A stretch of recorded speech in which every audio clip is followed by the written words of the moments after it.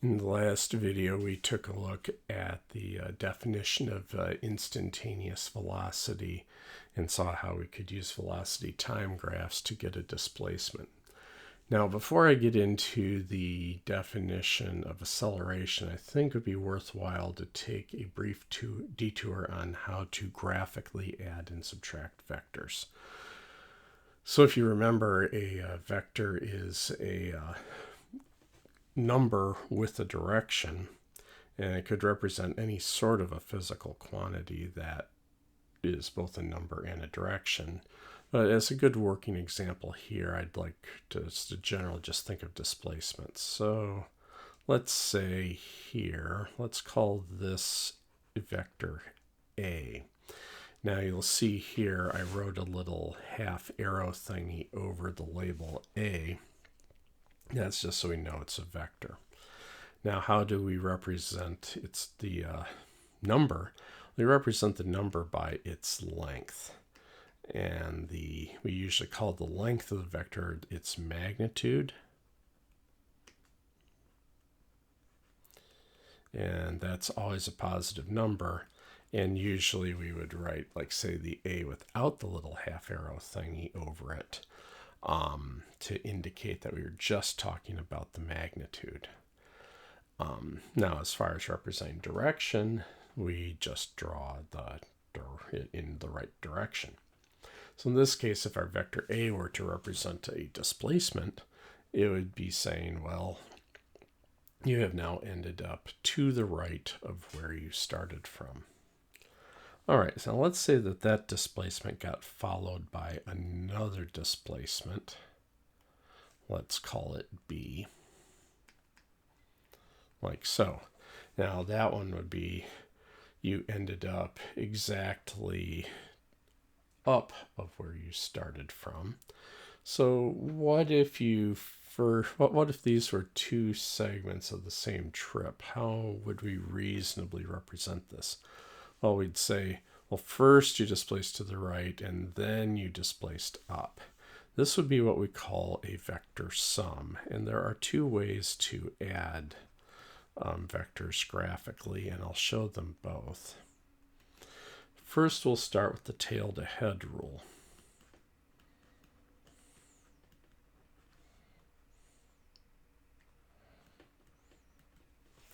So in the tail to head rule, what we do is we go ahead and do what's called a parallel transport of our vector. Now, parallel transport means that you can slide it around anywhere you want, like I'm doing here, as long as the length and the direction stay the same. So there, I just did a parallel transport of my vector A. And let's say I want to add to that my vector B. Again, I would do a parallel transport of my vector B until the tail of B touches the head of A, like so. And then to get the resultant, what I'll do is I will connect the remaining tail to the remaining head. Let me just get this label out of the way here. So we connect the remaining tail to the remaining head. So first connect a tail to a head, and then draw the arrow from the remaining tail to the remaining head. And this would be my resultant vector. And this is what we get if we add our vectors A and B. Okay, now what if they didn't just perfectly end up perpendicular like I showed here? Let's just do another example of that real quick. Let's say this is some vector C, and that is some vector D. And I wanted to add them again, same deal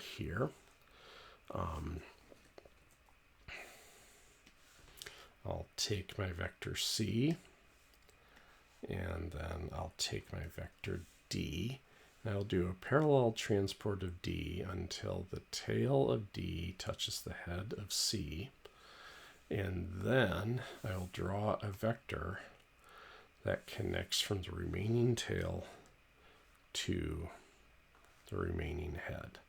So in this case, our resultant vector would be pointing mostly to the right, but also a little bit up. Okay, so that's the tail to head rule. And certainly if you're thinking about things like displacements, it makes a lot of sense. You say first you displace like that, then you displace like that. It should be the same difference as if we took it all in one go, the displacement would look like that. However, it turns out for practical reasons, especially looking ahead to forces, a lot of times you'll have your vectors arranged differently. And sometimes it'll be more convenient to use what's called the Parallelogram Rule. These have been proven to always give the same answer. So it's just a matter of which do you find more convenient for the situation at hand. So again, here in the parallelogram rule, let's say I wanted to add my vectors C and D.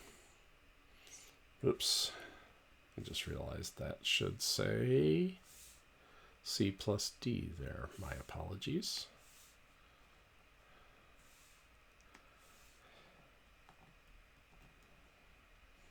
There we go. So again, let's say I want to add these vectors C and D. Again, I'm just putting down another copy of C. And now here, when you do the parallel transport of D, what you do is you have the two, you put the tails of the two vectors together like that. And then in the next step, what you do is you finish off the parallelogram that this would be two sides of. So I would go do like that, and do like that. And sure enough, I would get the same result that I had before, right and a little bit up.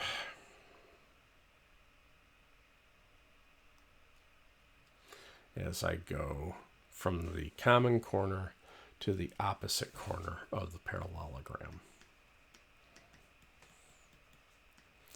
So these have always been shown to give the same answer. So it's just a matter of what's more convenient for the situation.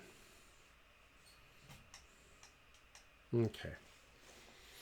So that's all good. Now let's go back and think for a minute about our vector. Oh, let's do our vector B here.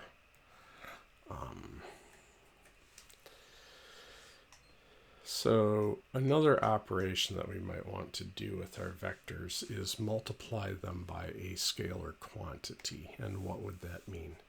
Well, intuitively, you would think that if I had a vector that was double, that would mean it'd be twice as long, and you'd be correct.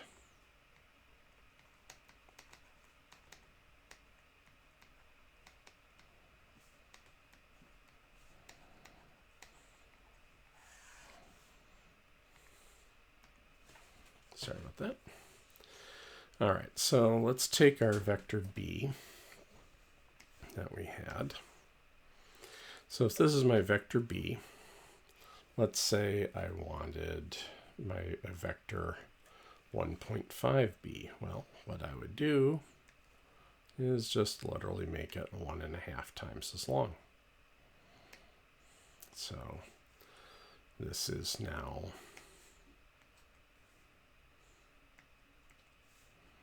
1.5b.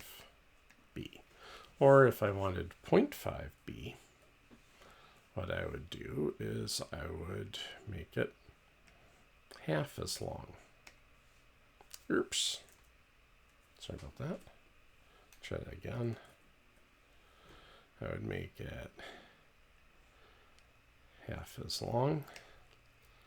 And so that is now, doggone it. So that is now 0.5b. And if I wanted the negative, what I would do is, oops, doggone it. I would take the my vector and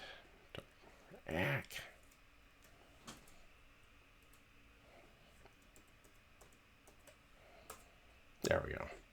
I would take my vector, put it far away from everywhere else, and then I would flip it end for end like so. All right. So now oops, and it shouldn't be as big. I need it to be the same length as before. There we go. And so now this would be my vector.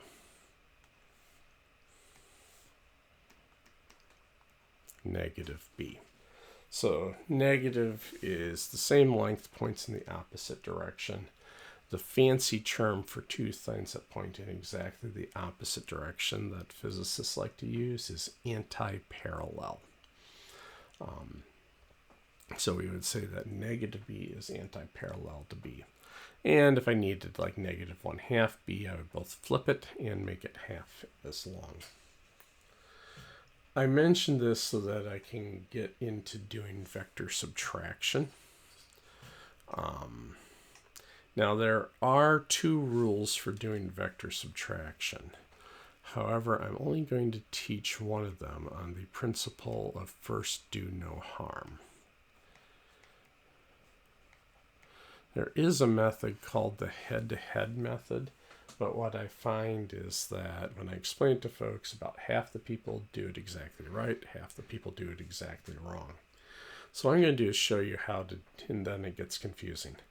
What I'm going to do instead is show you to add the negative, and then with time you'll intuit for yourself how to do the head-to-head rule.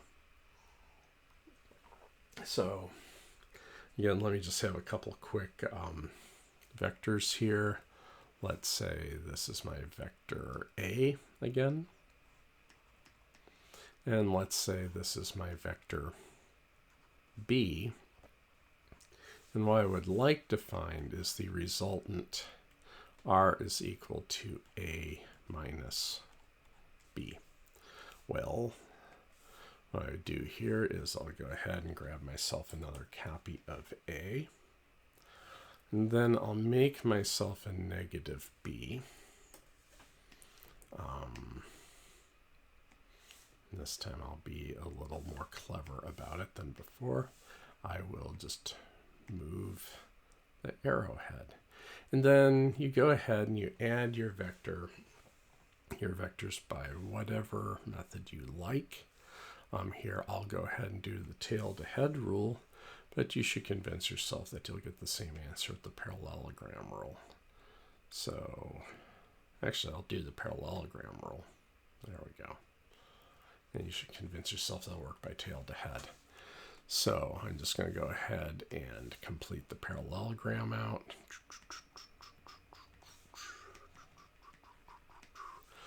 And this would be my resultant, A minus B, like so. And the reason this works is that we're saying that A plus B is A plus negative B.